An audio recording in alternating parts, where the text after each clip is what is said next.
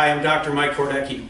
Today we're going to introduce a brand new piece of equipment called the G-Max Gluteus Maximizer. This is a machine that's designed specifically to perform the resisted gluteal bridge. This is going to be the proper way to do a bridge. We've already shown you the improper way to do it and all the way that people substitute while attempting to do a resisted gluteal bridge. First off, in the gym, people are always using the Smith machine to try to do a resisted gluteal bridge, either with a bench perpendicular to them or a large exercise ball. They also use just a freestanding bench and they attempt to sit on the floor, roll a 45-pound bar up their lap to the pelvis. They use either a balance pad or some other form of padding such as towels, and they attempt to bridge by putting their shoulders on the bench, perpendicular to the bench, and push up. When they're doing this exercise, it's very easy to substitute by using the low back. It puts a tremendous amount of strain on your upper back where the bench cuts into you. Also on the Smith machine, when people are doing that exercise, it's difficult to get in and out of because of the position of the ball or the bench in relation to the machine. The other thing people that try to do is use handheld weights or weight plates across the hips or across the lap in attempting to do a gluteal bridge. All of these techniques are difficult to do, they're somewhat dangerous, and they're very ineffective. Last but not least, we've seen people using the leg extension machine. They crawl between the upper pad for the legs and the lower pad for the lower leg, and they attempt to put it across the pelvis using the upper bench across the shoulder to try to bridge. That's a very dangerous way to try to perform the exercise, and people have actually gotten trapped in the machine in doing so. So what I'd like to do now is I'd like to demonstrate the G-Max Gluteus Maximizer, how easy it is to set up, and I'm going to introduce Julie and she's going to help us do that. So Julie's 5 feet tall. We've already tested this machine and it works perfectly with someone 5 feet tall as well as someone 6'7". So it accommodates a number of body types and basically different heights of the individual.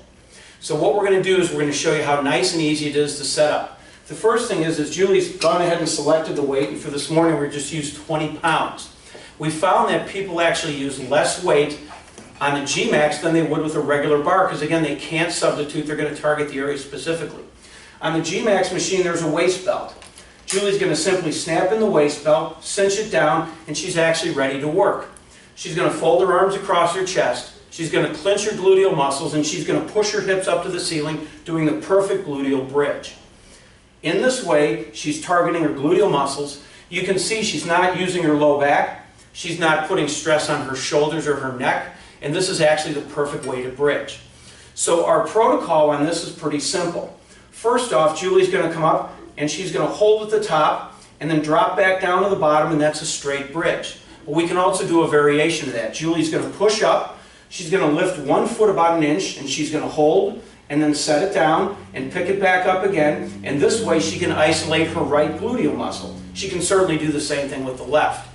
The other variation is a stepping exercise where she's going to move back and forth. She'll lift the left leg 1 inch, she'll lift the right leg 1 inch, she'll lift the left leg 1 inch, and lift the right 1 inch while she's attempting to maintain that gluteal bridge exercise.